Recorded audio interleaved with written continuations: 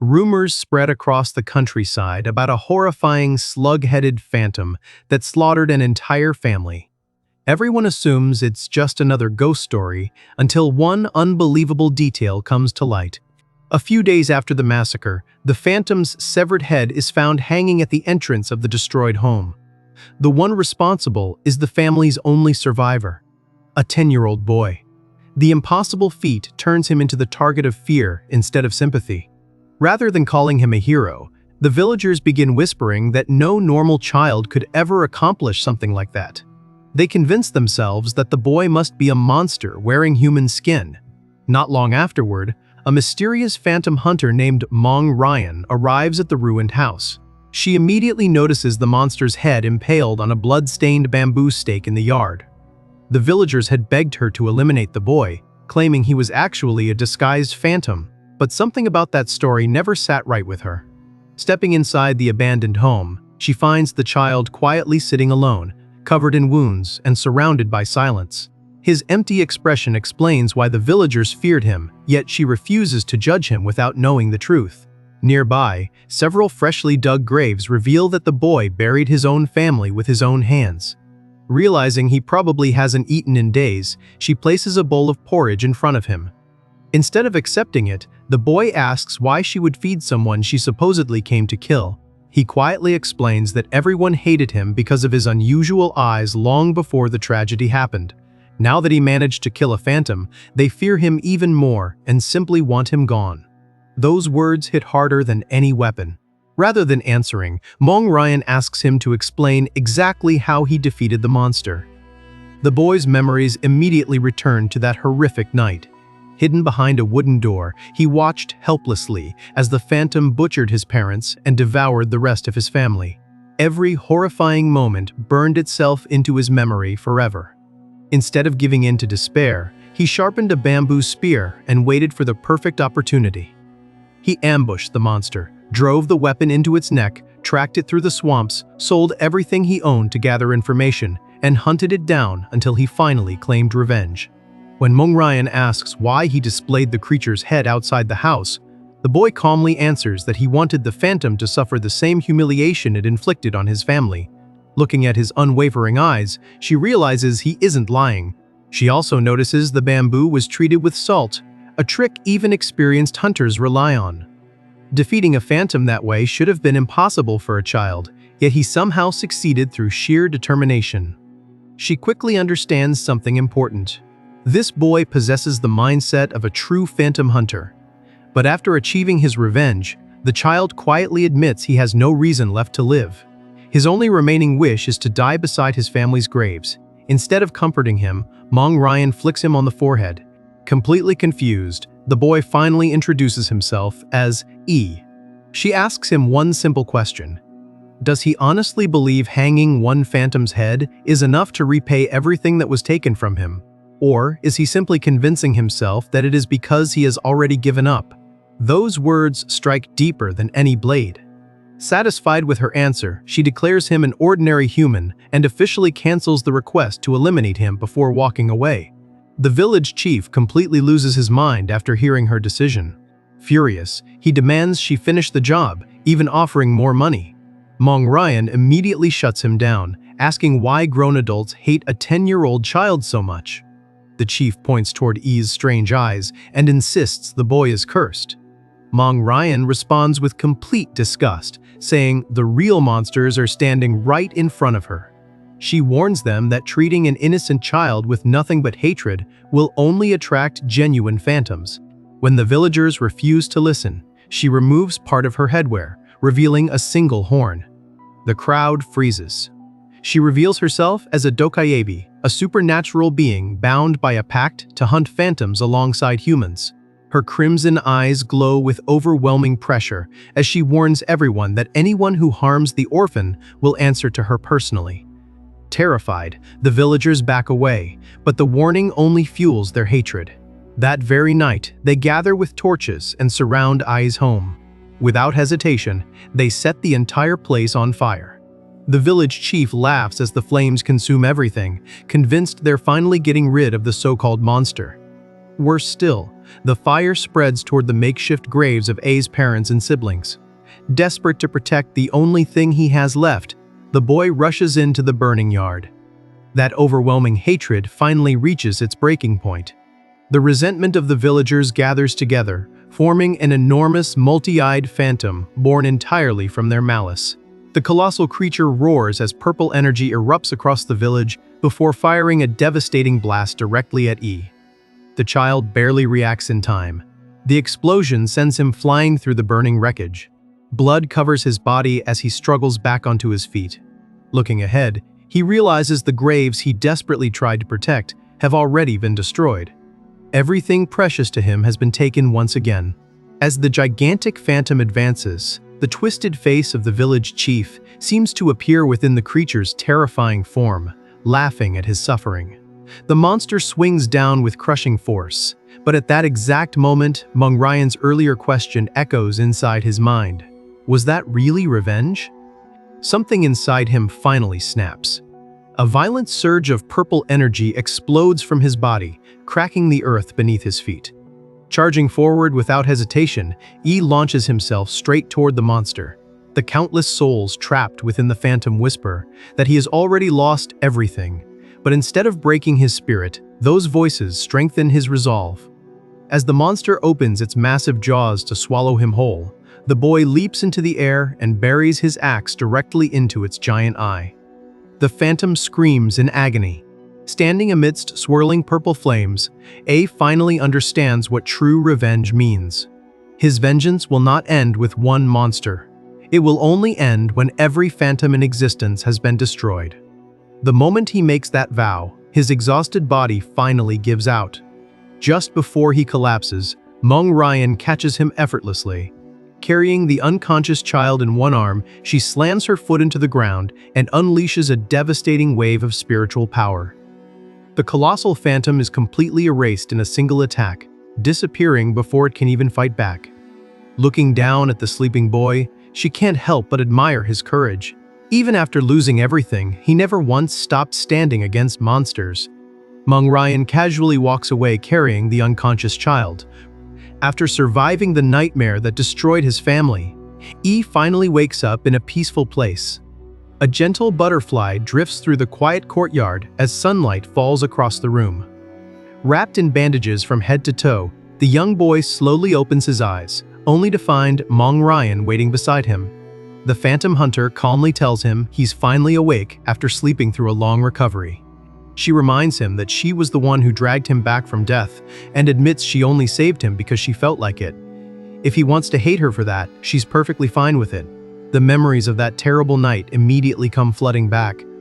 He remembers the second phantom, the burning house, and worst of all, watching the graves he built for his parents and siblings disappear in the flames. Realizing it wasn't just a nightmare, he quietly sits up before noticing something unexpected. Despite suffering horrific burns during the battle, not a single scar remains on his body. Instead of questioning the woman who saved him, Ye simply thanks her for treating his injuries. Even knowing she's a dokaibi doesn't change his attitude. To him, she helped him when nobody else would, and that's all that matters. His answer catches Mung Ryan off guard. Unlike the villagers who judged others by appearances, this child carries no prejudice at all. She asks once more if his name is really A before bringing up the offer she made earlier. She wants him to become her apprentice and learn the art of exorcising phantoms. With his natural instincts and determination, she believes he was born for this path. A admits the offer sounds almost too perfect. A place to live and free training from someone as powerful as her almost feels suspicious. Mung Ryan can't help smiling. She warns him that if he accepts, his new home won't be the human world anymore. His training will take place inside the Dokaibi realm, a land overflowing with demonic energy where humans normally can't survive. The training itself won't be easy either. According to her, every single day will feel like torture. Most kids would run away after hearing that.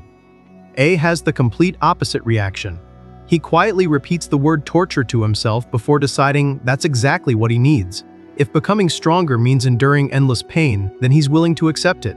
Without that kind of training, he'll never fulfill the promise he made to destroy every phantom.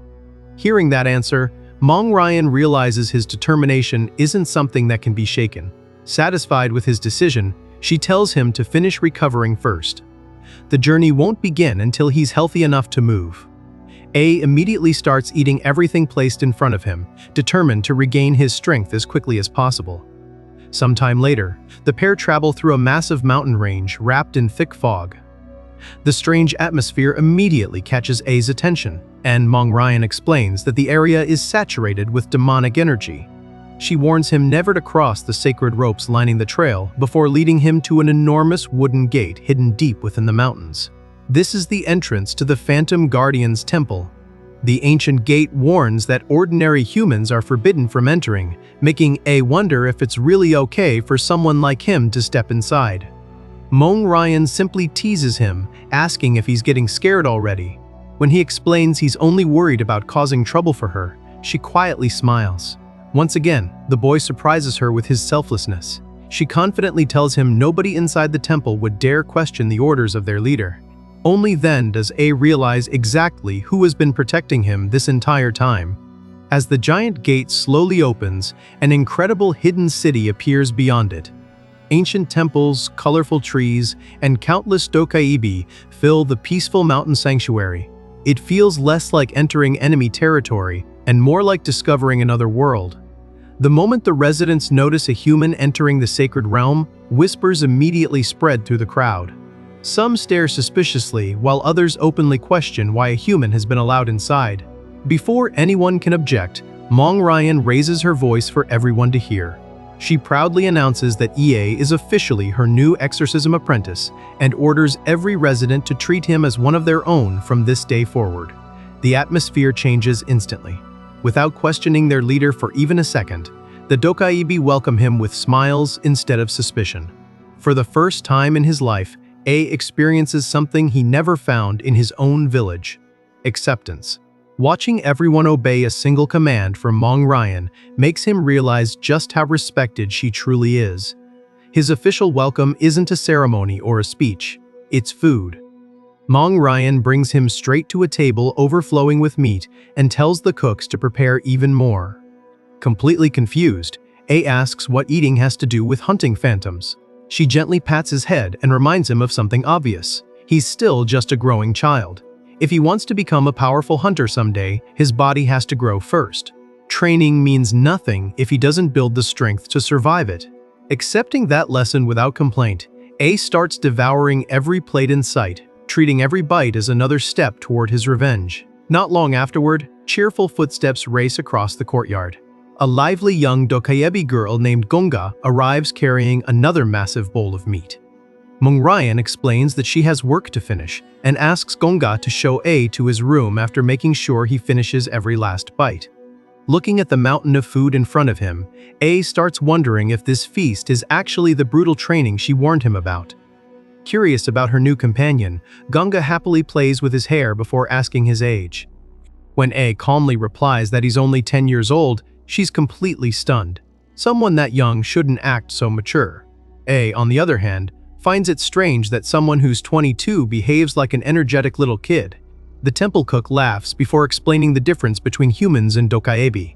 Humans age nearly twice as fast, meaning Gonga is mentally only about a year older than him. The explanation immediately excites her. She proudly declares herself E's big sister from now on, and promises to take good care of her new little brother. E simply watches her in silence. He's not used to kindness that comes without conditions. After eating far more than any normal child should, he slowly follows Gonga through the temple while holding his painfully full stomach. She laughs and assures him he'll burn it all off once the real training begins. Along the way, she reveals another unbelievable fact. Mong Ryan isn't just powerful. She's a living legend who has spent over 300 years hunting phantoms and is stronger than every other dokaibi in the temple combined. Hearing that number leaves EA speechless. The difference between humans and dokaibi is far greater than he ever imagined. Even so, after spending time with Gonga and Mong Ryan, he realizes they don't feel like monsters at all. Unlike the people from his own village, they've welcomed him without fear or hatred. For the first time since losing his family, Aye experiences the warmth of genuinely belonging somewhere. Unfortunately, that peaceful moment doesn't last. An arrogant voice suddenly echoes through the courtyard, ordering the human to stop right there. A and Ganga turn around to find a group of young Dokaibi blocking their path. Their blue-haired leader Ilchui cracks his knuckles with a smug grin, clearly unhappy that a human has been accepted into the temple, let alone chosen as Mong Ryan's personal apprentice. While Ganga immediately tenses up after recognizing the temple's biggest troublemaker, Ie simply looks at the group with his usual calm expression. Judging by their attitude alone, he already figures they're the kind of people who enjoy picking fights for absolutely no reason. As the sun begins to set over the mountain temple, the peaceful evening is shattered by a familiar sight. Ganga rushes into the courtyard, only to find A covered in bruises, barely able to stand after another brutal beating. Furious, she demands to know what Ilchui and his gang think they're doing. The blue-haired bully simply shrugs it off, claiming it was nothing more than a friendly sparring match. According to him, he was only teaching the weak human a lesson before a real phantom ended his life. The truth is much simpler. He's jealous. He can't accept that the legendary Mong Ryan chose a fragile human as her apprentice instead of him. Despite his injuries, A slowly climbs back to his feet and quietly apologizes. He explains that he misunderstood the situation and thought they were bullying him. Since this was apparently considered normal training inside the temple, he feels bad for assuming the worst and even apologizes for disrupting their practice. The entire courtyard falls silent. Even Ilchui is completely caught off guard. Instead of getting angry or crying, the boy he just beat is apologizing to him. That calm response only makes the bully even more furious. Unable to control his emotions, Ilchui throws another heavy punch straight into A's face before unleashing a relentless barrage of attacks. Blow after blow crashes into the young orphan, but something about the fight feels strangely wrong. No matter how many times he's hit, A never looks away. His eyes remain locked on his opponent the entire time. As the punches continue raining down, A quietly notices something. Every attack follows the same rhythm, the same movements, the same opening. Then, in an instant, he moves. For the first time, IE slips past one of Ilchui's punches and drives every ounce of his strength into a perfectly timed counterattack. A powerful shockwave erupts across the training yard. Ilchui staggers backward before collapsing flat onto the ground, completely stunned by the single punch. Even he can't believe a human he considered worthless actually managed to knock him down. Breathing heavily, A looks at his own short reach and remembers Mong Ryan's advice about eating well to build a stronger body. Walking over, he offers Ilchui a hand. He calmly tells him that even if he thinks A is weak, he should always fight with everything he has. Real phantoms won't hold back just because someone is inexperienced. Then he invites the stunned bully to spar again another day. As night falls over the temple, Mong Ryan calls A into her room after hearing about the fight. Looking at his bruised face, she sighs that her new apprentice somehow managed to get beaten up on his very first day of training. While healing his injuries with green spiritual energy, she asks whether he managed to land even a single hit. Trying not to create trouble, A lies. He claims he never fought back because he didn't want to cause problems as a guest in the temple. Unfortunately for him, Mong Ryan immediately sees through the excuse. Without warning, she grabs him using her spiritual power and lifts him into the air like he's completely weightless. Scared out of his mind, A instantly realizes his mentor isn't upset because he got hurt. She's upset because he lied. She reminds him that she introduced him as family, not a guest. From now on, he should stop acting like an outsider. A quickly apologizes before explaining what really happened. His opponent fought seriously, but he simply wasn't skilled enough to keep up. Mong Ryan agrees. She reveals that Ilchui possesses enough talent to train alongside fully grown warriors. However, she also makes something very clear. If Ilchui fought a real phantom today, he would die. Even though the bully is stronger, he lacks A's calm judgment. Brute strength alone isn't enough to survive monster hunting. She reminds him how he defeated the first phantom by discovering its weakness and using salt to his advantage. Knowledge saved his life just as much as courage did. Then she raises two fingers. A true exorcist must master two things: knowledge and martial arts. Without both, survival is impossible. From that day onward, A's real training finally begins. Every morning starts with endless laps around the temple grounds. After that come exhausting sets of push-ups to strengthen his still fragile body. When the physical training ends, he heads straight to the temple library, burying himself beneath towering stacks of books. Week after week, he studies everything the temple has to offer. Watching him spend entire days reading, Ganga finally asks if he isn't getting bored. Ai calmly shakes his head. His assignment is simple: read every single book in the library. Ganga stares at him in complete disbelief. She'd rather lose her mind than finish that many books, but A quietly admits he actually enjoys studying. Curious about the bruises covering his body every day, she finally asks where they're coming from. A explains that he also has another goal. He needs to win a sparring match. Only then does Ganga discover who he's been fighting every single day. Il Chui. The blue-haired bully grows increasingly irritated as A keeps challenging him over and over again. Every single day ends with another fight. A explains that this isn't about pride. Real monsters won't stop attacking simply because someone wants to avoid conflict. Growing more frustrated, Il Chui slams his foot into the stone floor hard enough to crack it. He threatens to break every bone in A's body if the human dares challenge him again. Ganga immediately steps between them, demanding he back off. As Il Chui walks away complaining that Ye always hides behind girls, the young orphan calmly responds that even if every bone in his body breaks, he'll still challenge him again. Those words make the bully stop in his tracks. After a long silence, only one thought crosses his mind. This human is completely insane. But A isn't joking. The very next day, he challenges Il Chui again, and again, and again. Day after day, the same scene repeats itself. The bully keeps asking why E refuses to give up, reminding him that no talentless human could ever surpass a Dokaibi warrior. Seasons begin to change. Green leaves slowly turn red as months pass inside the temple. Even while Il Chui trains harder than ever, something about EE starts bothering him. During every fight, the boy's eyes never seem focused on beating him. It's almost as if he's fighting something else entirely. Frustrated, Il Chui vents his anger by destroying training dummies, refusing to believe all of A's effort could ever close the enormous gap between them. He swears he won't lose Ganga's attention or the approval of the legendary Meng Ryan to some weak human. But time has a funny way of rewarding relentless effort. An entire year passes.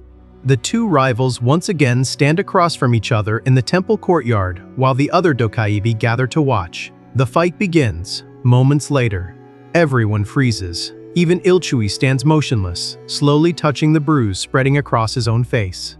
For the very first time in an entire year of relentless training, Ai's punch finally lands cleanly.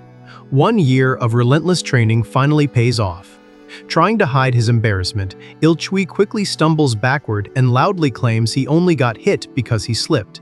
Refusing to accept defeat, he explodes forward with another full-powered punch, determined to prove the first hit was just a fluke.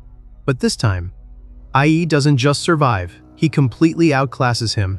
With calm, effortless movements, the young orphan slips past every attack as if he already knows exactly where each punch will land. Watching his opponent dodge everything so flawlessly, Il Chui is left wondering if A's year of training was somehow worth more than his own. The answer isn't talent. It's knowledge.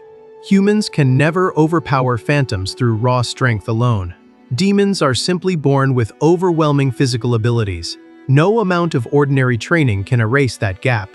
That's why exorcists rely on something far more valuable: knowledge. Every book E studied taught him how enemies move, where their vital points are, and how to predict their attacks.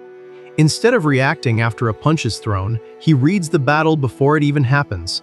Using everything he learned, A ducks beneath another strike with perfect timing before unleashing a precise combination of blows straight into Il Chui's chest and jaw.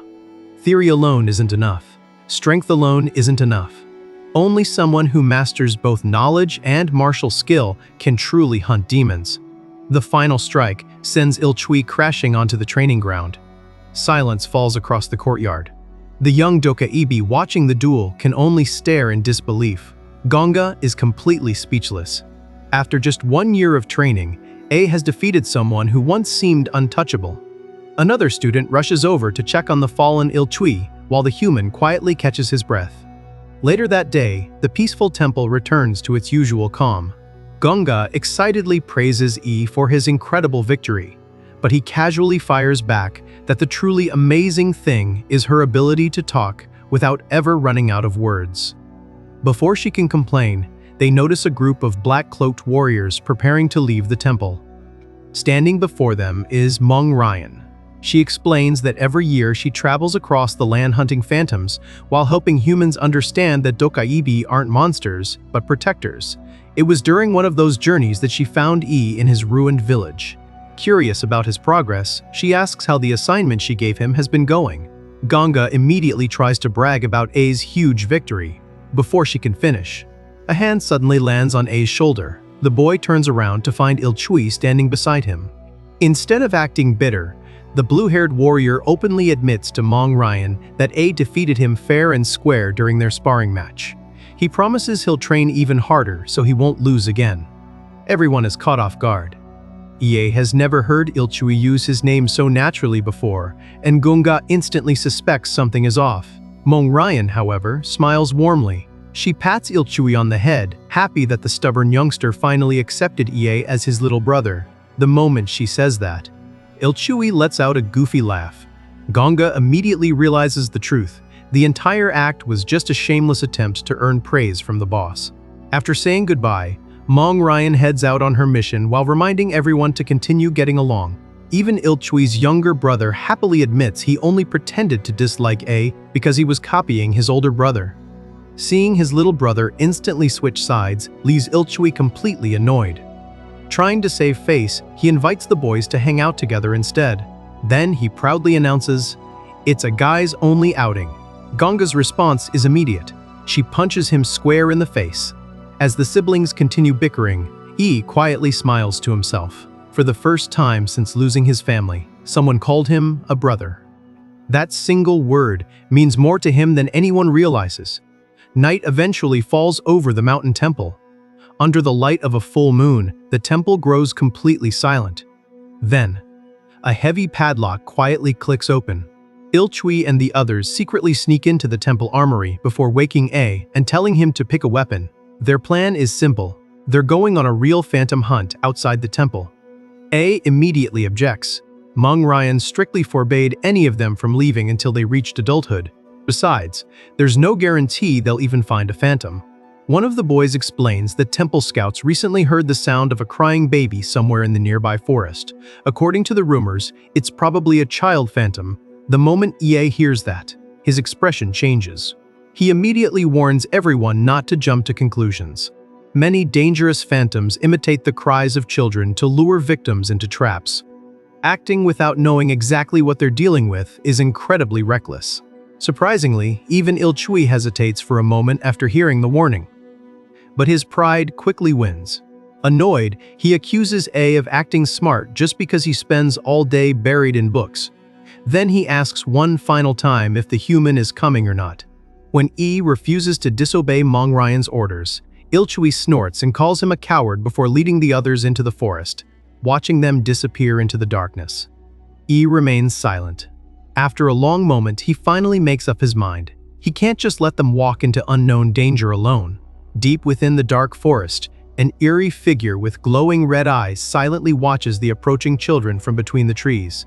Completely unaware, Ilchui grips his iron mace with confidence, convinced this illegal hunt will become the coming-of-age trial that proves he's ready to become a true phantom hunter. The others laugh at A's small axe, joking that it looks better for chopping firewood than killing monsters. Ilchui smirks proudly, convinced the human is terrified. Meanwhile, AE couldn't care less about their teasing. His thoughts stay focused on the books he studied. If this really is a child phantom, defeating it shouldn't be difficult. But if they're wrong, then every single one of them is in serious danger. Keeping his guard up, EA carefully watches every shadow and listens to every strange sound echoing through the forest. Then, a horrifying cry suddenly tears through the night. The scream echoes across the entire forest, instantly freezing everyone in place. Slowly emerging from the darkness is something far worse than anyone expected. A gigantic four-legged monster steps into view. Its twisted body is covered with dozens of crying human heads, each one screaming in endless agony. The overwhelming aura pouring from the creature immediately tells one terrifying truth. This isn't the harmless child phantom they came looking for. The moment the boys step deeper into the forest, an uneasy silence settles over the trail. Ilchui frowns, confused that there's no sign of the crying baby the temple scouts reported. One of the others suggests turning back since they haven't found a single demon. Still annoyed over losing their sparring match, Ilchui suddenly points his mace at blaming him for ruining the excitement. Calmly shakes his head. He admits he never believed he was stronger than Ilchui. The only reason he won their duel was because he caught his opponent off guard. He even praises Ilchui's superior strength and martial skill.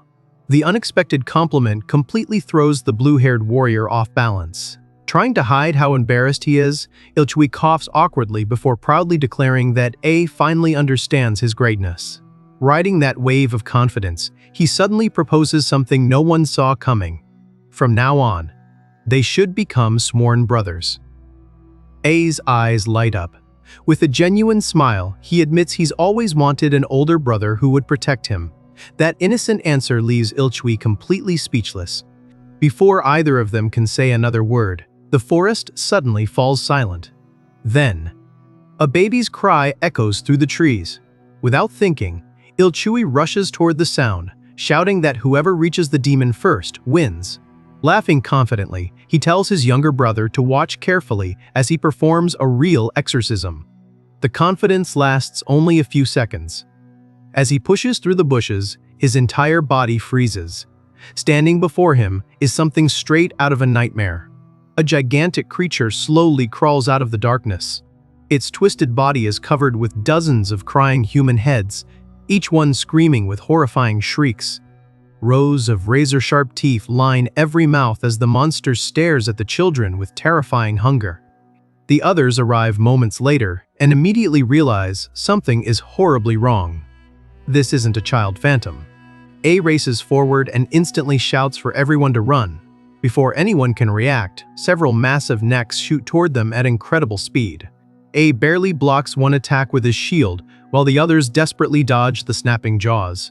Then disaster strikes.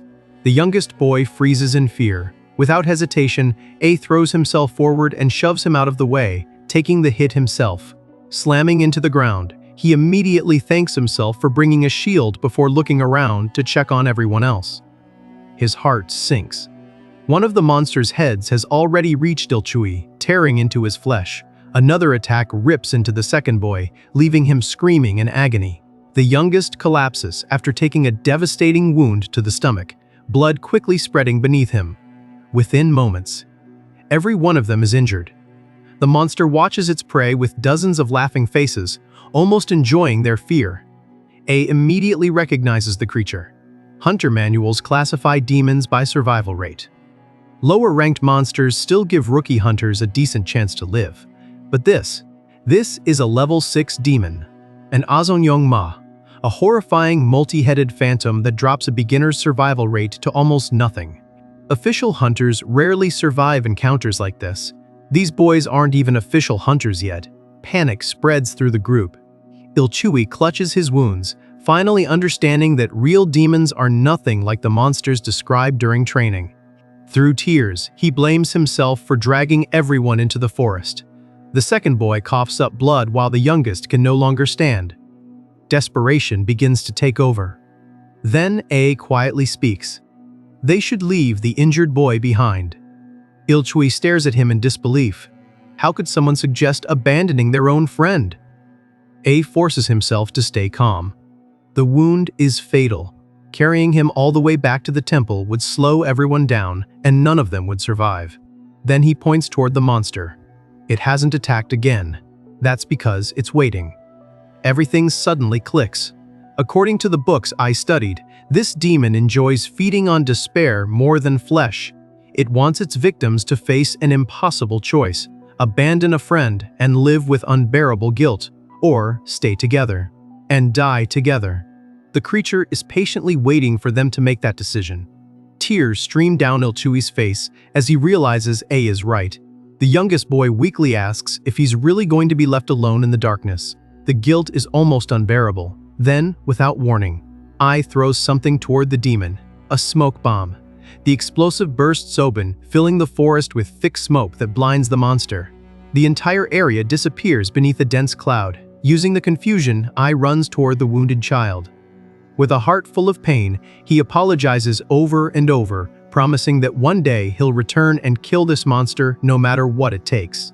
Moments later, the survivors flee through the forest with everything they have. Ilchui runs without daring to look back. Behind them, the youngest lies alone beneath the trees. Tears roll down his face as he quietly hopes his friends manage to escape. He even begs them to forget revenge and simply survive. The towering demon slowly approaches him, hidden behind a nearby tree. He silently watches everything unfold. Blood stains his face as horrifying sounds begin echoing through the forest. Bones crunch, flesh tears. The screams finally stop. Then, something even more horrifying happens. One of the demon's many heads changes. The youngest boy's face appears fused onto the monster's body. His new twisted head begins crying, asking why his friends abandoned him. Digging his fingers into the tree bark, I can only watch in horror as the newly formed head promises that soon, every one of them will share the same fate. Back at the temple, chaos erupts in the middle of the night. Patrol warriors race through the courtyard carrying blazing torches after discovering that Ilchui, Huayang, Guayol, and Yi have all disappeared. The search party immediately sends an urgent message to Mong Ryan before rushing toward the forest. Half asleep, Gonga wakes to the commotion and quickly learns what happened. The moment she remembers the boys talking about going outside earlier that evening, her face turns pale. They really did it. Looking out into the pitch-black forest, she silently prays that all four of them return safely. Meanwhile, deep in the woods, Yi moves silently through the darkness with his shield and small axe in hand. His thoughts never leave the decision he made. Leaving Guiol behind wasn't something he'll ever forgive himself for. But fighting that monster together would have doomed everyone. One sacrifice gave the others a chance to survive and one day take revenge. Even so, the memory keeps tearing him apart. Thinking back to Guiol's cheerful smile before the hunt only makes the guilt even heavier. In the end, Ye blames only one thing: demons. As long as they exist, people will continue suffering like this. Just then, someone suddenly lands in front of him. It's Goxion, one of the temple's patrol warriors. Although furious that the children disobeyed orders, he's visibly relieved to find A alive. He immediately demands to know where the others are. With a heavy expression, Ye points toward the blood-stained trail and quietly explains that they encountered an Asonyong Ma. Gyo didn't survive. Gochion's expression instantly changes. His fists clench so tightly they begin shaking with rage. He demands a description of the monster, and after hearing about its horse-like body covered in human faces, he immediately prepares to hunt it down. Ai notices something strange. Gochion doesn't seem to recognize exactly what kind of demon they're facing. He urges the warrior to wait for reinforcements. Gochion refuses without hesitation. Confidently declaring himself one of the 5 strongest Dokeebi in the temple, he insists brute force will be enough. A lowers his head. He knows strength alone isn't enough. Still, he refuses to stay behind. The surviving boys are still somewhere inside the forest, and he knows where the demon is hiding. Eventually, Goxion reluctantly agrees, ordering A to run the moment they encounter the monster. Elsewhere, Ilchui and Huayang stagger through the forest, barely able to stay on their feet. Ilchui desperately tries to stop the bleeding from his mangled arm, while Wjang struggles to keep moving despite his own injuries. Silence hangs between them until Ilchui finally breaks down. He blames Yi for convincing them to abandon Guiol, insisting they should have stayed and fought together. Wjang immediately snaps back. He calls Ilchui an idiot. Surviving while abandoning their friend isn't something to be proud of. Those words hit harder than any weapon. Before either of them can say another word, the sound of a crying baby echoes through the forest once again. A tiny, floating child demon slowly appears before them. Consumed by anger, Ilchui roars and crushes the little monster with a single swing of his mace. He vents all his frustration, blaming A for everything that happened and swearing he would have defeated the larger demon if the human hadn't interfered. W. Zhang joins in, promising to avenge Gyol by wiping out every demon they can find. Then, everything goes silent. The giant, multi-headed demon suddenly appears behind them without making a sound. A single, devastating strike slices through the darkness. Blood sprays across the forest. Ilchui watches in horror as Zhang collapses lifeless onto the ground. The towering monster slowly steps over his body with a horrifying grin. Tears fill Ilchui's eyes as he grips his mace with trembling hands. He screams that he'll avenge both of his fallen brothers before charging straight toward the monster. The demon calmly opens one of its enormous jaws. Everything goes black. Just before the attack can finish him, a spear tears through the air. Goxian arrives at the last possible second. His powerful strike slams into the monster, forcing the enormous creature backward. Standing protectively in front of Ilchui, the veteran warrior roars that no demon has the right to harm the children of Guisu Temple. Ai immediately rushes over, helping the injured Ilchui back onto his feet while asking if he can still walk. The demon snarls in frustration. The monster suddenly changes. The crying faces of Gyol and Weizhang appear across its body. Both boys beg their uncle to stop attacking. Goxian freezes. His confident expression vanishes the instant he recognizes the faces of the children he swore to protect. His hands begin shaking. He whispers their names in disbelief. That single moment of hesitation is all the demon needs. It instantly drives one of its massive limbs straight through Goxian's body. The veteran coughs blood but still curses the monster for using such a disgusting trick. He tries to fight back. Then the illusion grows even crueler. Gyol's face tearfully reminds him that he promised to teach the boys how to fight with a staff. The fake children beg him to save them. Logically, Goxian knows they're only illusions. But logic loses against emotion. The demon understands that better than anyone. After countless hunts, it has perfected the art of exploiting love, guilt, and regret until its victims lose the will to fight. To this monster, no prey has ever escaped that psychological trap. Then, a small axe suddenly crashes into its body.